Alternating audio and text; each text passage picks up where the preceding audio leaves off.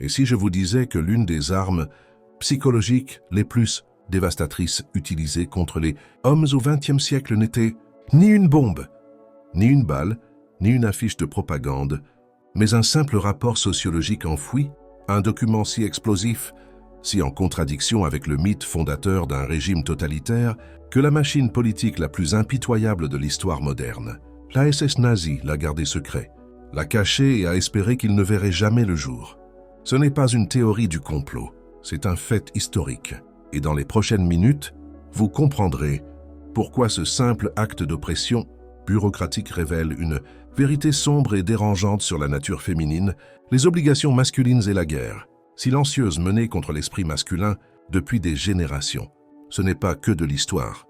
Ce rapport est une clé pour comprendre le monde moderne, une étude de cas sur les raisons pour lesquelles tant d'hommes éprouvent aujourd'hui un profond sentiment de trahison et un guide pour reconquérir le pouvoir qui leur a été systématiquement dépouillé. L'histoire de ce rapport est celle de la pilule noire, écrite non pas sur des forums internet, mais avec le sang et l'encre du Troisième Reich.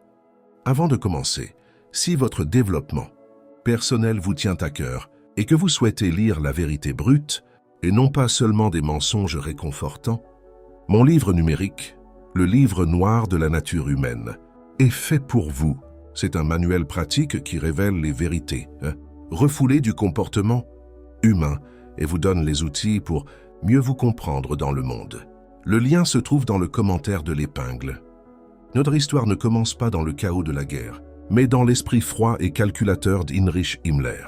Chancelier du Reich SS, Himmler fut le principal architecte de l'idéologie raciale nationale-socialiste. Ce n'était pas simplement un fou, c'était un bureaucrate dément, obsédé par l'établissement d'un Reich millénaire fondé sur ce qu'il considérait comme la pureté biologique. Cela exigeait une loyauté absolue et un dévouement indéfectible de la part de tous les Allemands, hommes et femmes. Pour les hommes, la voie était toute tracée. Courage au combat, dévouement stoïque au devoir et volonté de mourir pour l'État.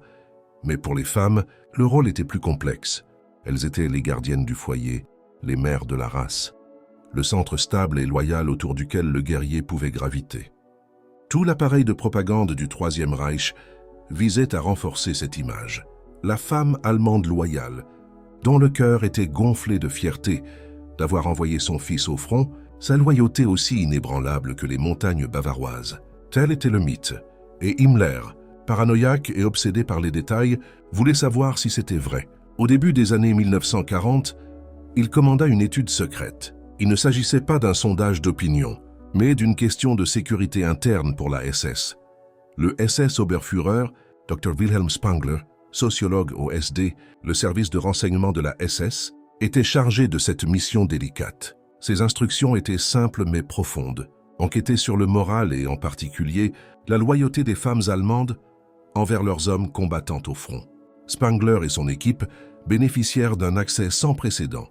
Elles purent comparer les rapports sur la censure des hommes et des femmes, interroger des soldats en permission, interroger des policiers de campagne et analyser les communications internes du parti. Leur mission était de révéler la vérité sans réserve, et ce qu'ils ont découvert a brisé en 1000 morceaux.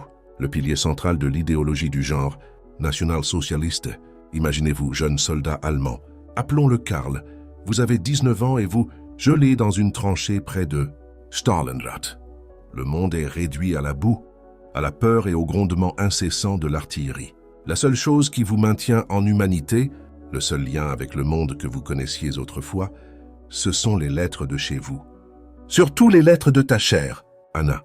Elles se sont rencontrées avant la guerre et se sont promis de prendre soin l'une de l'autre. Dans ces lettres, elle parle beaucoup de son travail à l'usine, de ton absence et de sa fierté.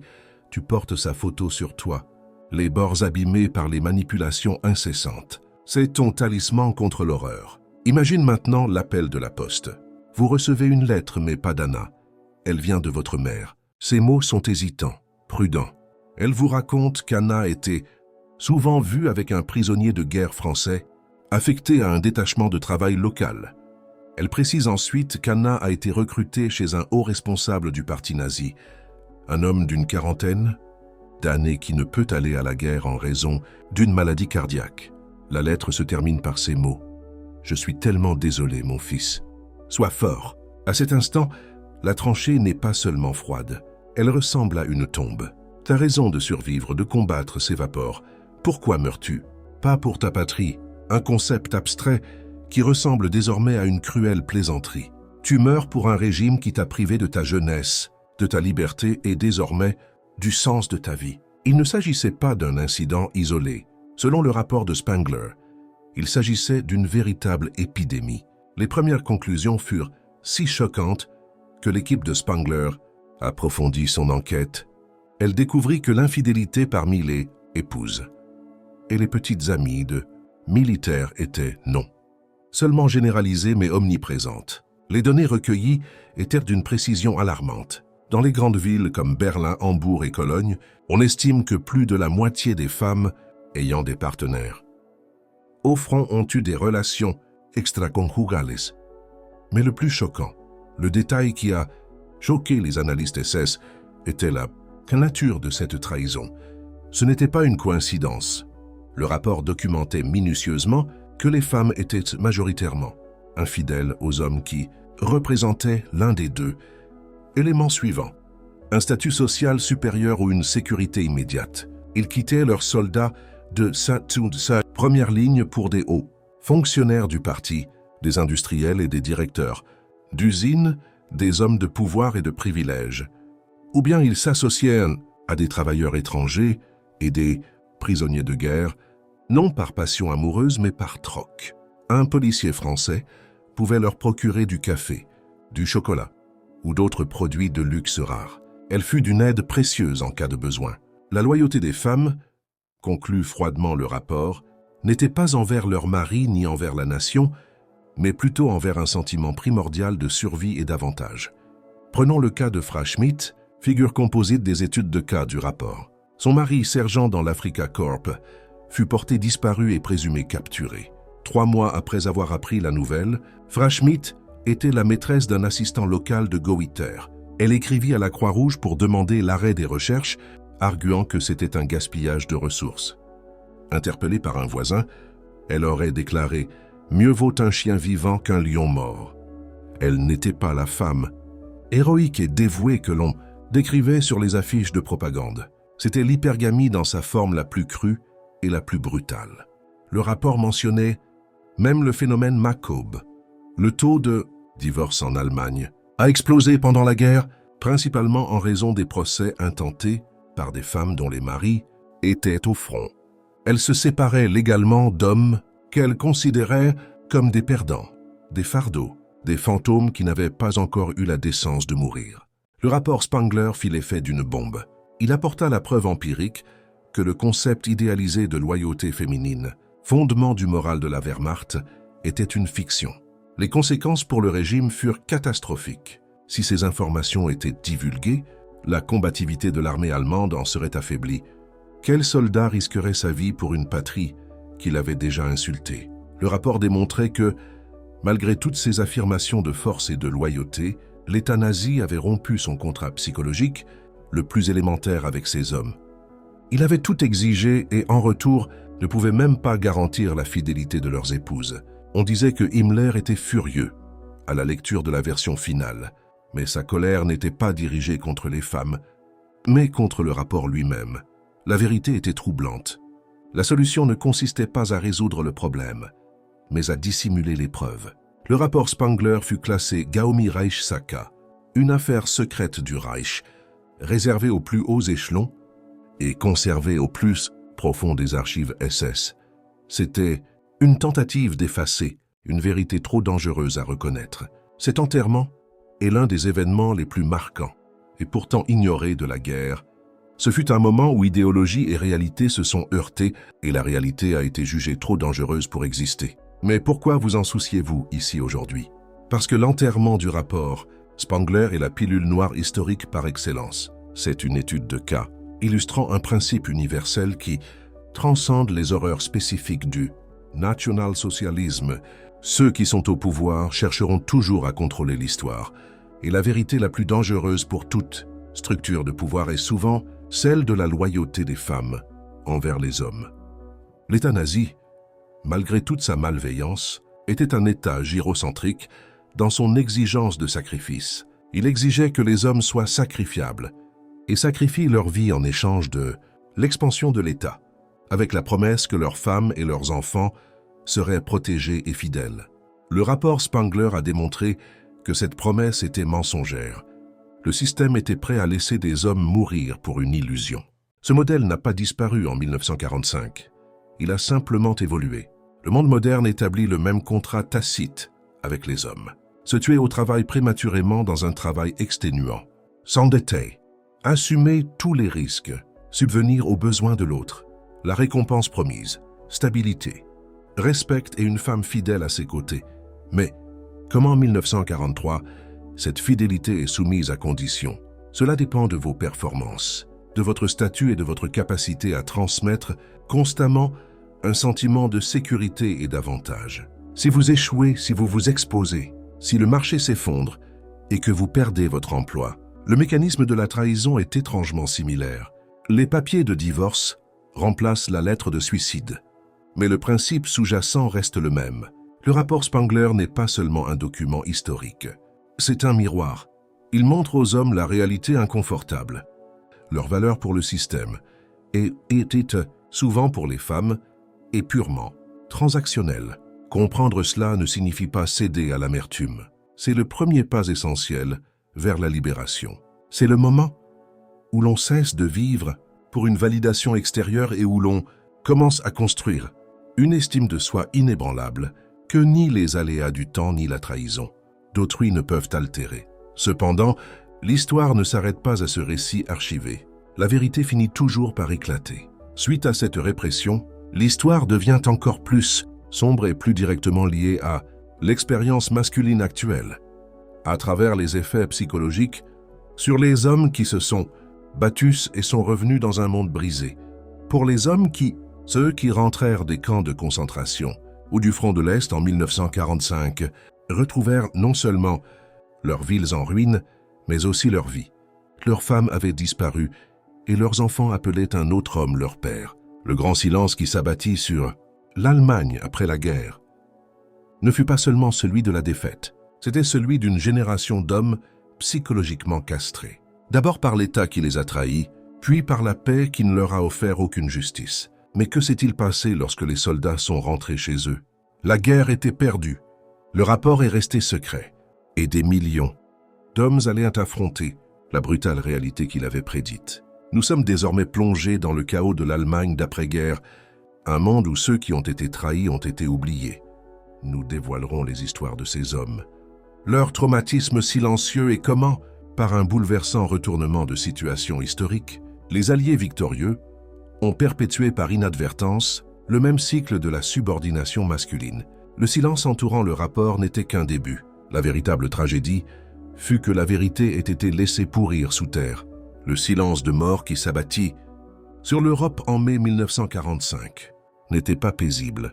C'était un lourd et étouffant manteau de cendres, de regrets et de vérités non dites pour les millions d'Allemands qui entreprirent la longue et humiliante marche de retour vers ce qui restait de leur patrie. Le combat n'était pas terminé. La situation avait simplement changé. Ils avaient survécu à une guerre d'acier et de feu, pour être entraînés dans une nouvelle guerre de l'esprit, plus insidieuse. C'étaient les hommes, les jeunes hommes, qui avaient vieilli dans l'enfer glacial de Stalingrad, les soldats qui avaient été témoins du massacre industriel sur le front de l'Est, les prisonniers qui avaient enduré des années de faim et de brutalité dans les camps soviétiques. Ils retournèrent dans un monde pour lequel il valait la peine de mourir, comme promis. Mais le rapport Spangler, enfoui sous les cendres du quartier général SS, avait déjà prédit la victoire illusoire qui les attendait, le front qu'ils allaient affronter se trouvait juste à l'extérieur de leur patrie. Imaginez, il s'appelle Eric, il a 24 ans, mais le visage d'un quinquagénaire. Son uniforme est en lambeaux. Son corps souffrait de dysenterie, son esprit, une galerie fantôme d'amis qu'il voyait briser. Pendant 3 ans, le souvenir de sa femme Greta fut sa seule subsistance, sa seule raison de supporter une journée de plus dans un camp de travail sibérien. Son visage, l'odeur de ses cheveux, le son de son rire. Autant de reliques sacrées qu'il protégeait de la folie qui s'étendait. Après des mois de voyage, à pied et en autostop, il se retrouve enfin dans la rue où il vivait. La ville se découpe en silhouette sur le ciel, un paysage en ruine. Mais comme par miracle, sa maison est toujours debout, le cœur battant, non pas de joie, mais d'une peur terrible et pleine d'espoir. Il monte l'escalier. Il frappe à la porte. Elle s'ouvre. Et voilà Greta. Elle est plus âgée, plus forte, le regard alerte. Derrière elle, une petite fille d'environ 2 ans se cache sous ses jupes, observant l'inconnu maigre à la porte. Et puis, une voix d'homme appelle de l'appartement. « Qui est-ce » ? Greta. À cet instant, le monde entier d'Eric, pour lequel il s'est battu, a souffert et a survécu, s'évanouit. Ce n'est pas un héros de retour, c'est un fantôme. Le souvenir lancinant d'un passé que chacun aspire à oublier. Cette scène, dans ses innombrables variantes, était le véritable héritage enfoui du rapport Spangler. C'était une apocalypse intérieure silencieuse, coûtant plusieurs millions de dollars. Les soldats de retour trouvèrent une société complètement déséquilibrée. Les hommes avaient disparu, et en leur absence, un nouvel ordre social avait émergé, mené par et pour les femmes. C'était l'histoire des Trumorphen, ces femmes qui déblayèrent les décombres, célébrées plus tard comme un symbole de la résistance allemande. Des femmes fortes et inébranlables qui démantelèrent à main nue les briques de leur ville détruite. Et il y avait une part de vérité. En réalité, les femmes accomplissaient un travail héroïque et épuisant. Mais cette image, largement véhiculée dans l'après-guerre, masquait une réalité plus sombre et plus complexe. Elle dressait le portrait d'une vertu et d'un sacrifice féminin universel, masquant ainsi l'infidélité généralisée et la fragmentation sociale documentée par le rapport Spangler. Pour chaque femme qui déblayait les décombres par devoir civique, il y en avait une autre qui avait assuré sa survie par des moyens plus pragmatiques et souvent plus impitoyables. Les décombres que ces hommes devaient déblayer n'étaient pas seulement physiques, c'étaient les décombres de leur propre identité, l'illusion brisée de leur place dans le monde. Les mécanismes de la trahison étaient froids et efficaces. De nombreux soldats de retour au pays découvrirent que leurs épouses avaient demandé le divorce pendant leur absence, souvent pour négligence. Une fiction juridique stupéfiante qui transformait l'engagement en guerre, sanctionné par l'État, en une faute personnelle du mari. Les tribunaux, désormais composés de fonctionnaires, cherchant à faire valoir leurs arguments en faveur de la dénazification, se rangèrent massivement du côté des femmes. À leur retour, des hommes ayant passé des années dans les camps de concentration retrouvèrent leurs biens confisqués, leurs comptes bancaires vidés et leurs enfants portant le nom des nouveaux amants de leur mère. Le phénomène était si répandu qu'on lui a donné le nom de syndrome de l'oncle Eric. Ce syndrome consiste à apprendre aux enfants à appeler leur père biologique de retour « oncle » afin de ne pas le confondre avec le nouvel homme de la maison, l'homme qui symbolisait la stabilité et surtout l'accès aux ressources pour les forces d'occupation alliées.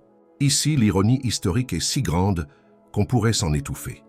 Les alliés victorieux, américains, britanniques et français, qui avaient combattu l'idéologie nazie de supériorité raciale, participaient désormais, sans le savoir, à l'acte final de la prophétie du rapport Spangler. Ce rapport avait révélé que la loyauté des femmes se tournait vers les hommes qui leur offraient davantage de prestige et de sécurité. En 1945, il n'y avait pas de plus grand symbole de statut et de sécurité qu'un membre des armées alliées victorieuses. Le soldat américain, avec ses cigarettes, ses bas nylons, son chocolat et son stock apparemment inépuisable de conserves, était un dieu sur terre. Il incarnait l'hypergamie ultime.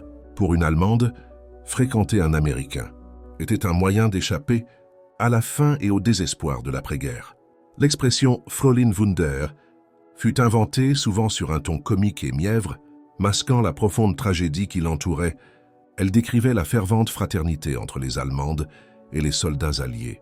Mais pour les Allemands, qui observaient la scène de dos, décharnés et vaincus, cela n'avait rien de surprenant. Ce fut la confirmation définitive et humiliante de leur évidente subordination. Ils avaient perdu la guerre, et maintenant ils perdaient leurs épouses aux mains de ceux-là même qui les avaient vaincus. Spangler rapporte que la prise de conscience, que la loyauté dépend des ressources, s'est matérialisée à une échelle géopolitique considérable. Les vainqueurs s'emparaient non seulement du butin de guerre, mais souvent aussi des épouses et des filles des vaincus. L'impact psychologique sur ces hommes est difficile à surestimer. Ce traumatisme était anonyme, non reconnu et sans issue. Ils ne pouvaient pas parler de leur douleur. Quiconque se plaignait était taxé de mauvais perdant, de sympathisant nazi, de quelqu'un qui ne pouvait accepter les conséquences d'une guerre déclenchée par son pays. Leur traumatisme fut jugé illégitime. On attendait d'eux qu'ils ravalent leur fierté, leur douleur et leur colère, et se consacrent à la reconstruction d'une nation qui, à leurs yeux, les avait trahis à 2 reprises. D'abord en les envoyant dans une guerre inutile, puis en les reniant à leur retour. Ainsi naquit une génération d'hommes silencieux et vides. Ils devinrent les pères et grands-pères stoïques et émotionnellement distants du miracle. Économiques allemands. Ils consacrèrent toute leur peur inavouée à leur travail, construisant les usines et les bureaux de la Nouvelle-Allemagne, tandis que leur monde intérieur demeurait immobile comme une roue d'acier. Leur virilité resta intacte sur le champ de bataille. Ce traumatisme silencieux fut systématiquement démantelé dans le secret discret du foyer d'après-guerre. Il ne disparut pas. Il fut hérité. Les enfants de ces hommes grandirent auprès d'un père qui était comme un fantôme dans sa propre maison. Physiquement présent mais émotionnellement absent, incapable de témoigner de l'affection, sujet à la colère et totalement incapable d'exprimer ses raisons, ces fils n'ont jamais appris à être des hommes de leur père. Psychologiquement démunis par un traumatisme qu'ils ne parvenaient pas à identifier, ils ont hérité d'un héritage de honte, de silence et d'une profonde méfiance tacite envers les femmes et les institutions qui les protégeaient. La chaîne du traumatisme masculin s'est tissée maillon après maillon.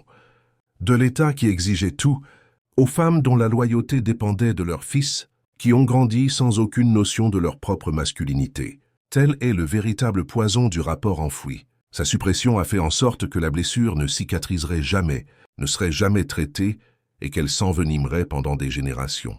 Par conséquent, l'histoire du rapport Spangler n'est pas une relique. Il s'agit d'une étude de cas fondamentale pour comprendre la situation masculine moderne.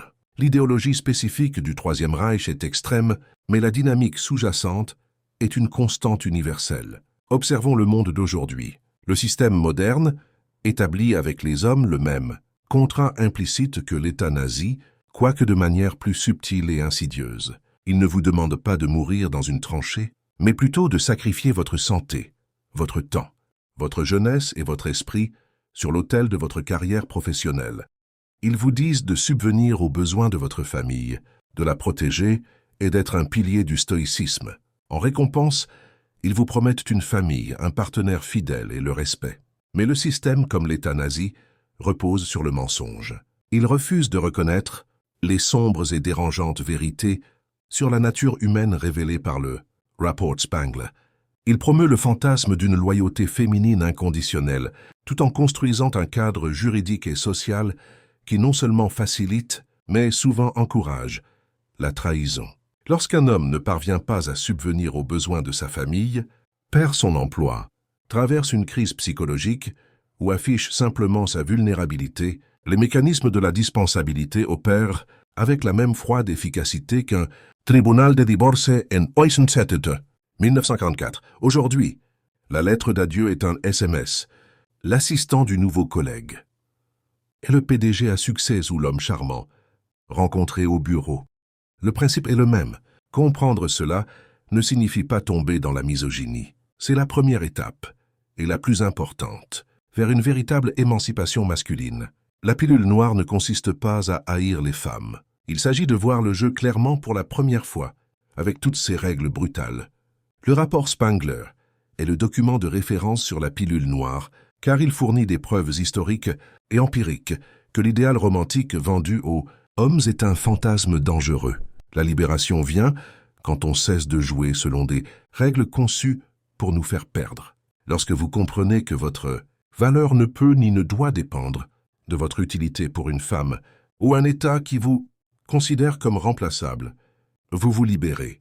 Votre mission passe de la recherche d'une validation extérieure à la construction d'une force intérieure. Votre objectif n'est plus d'être le héros d'une histoire écrite par d'autres, mais de devenir l'auteur de la vôtre. Les hommes qui ont survécu au silence de l'après-guerre l'ont finalement faite en se repliant sur eux-mêmes.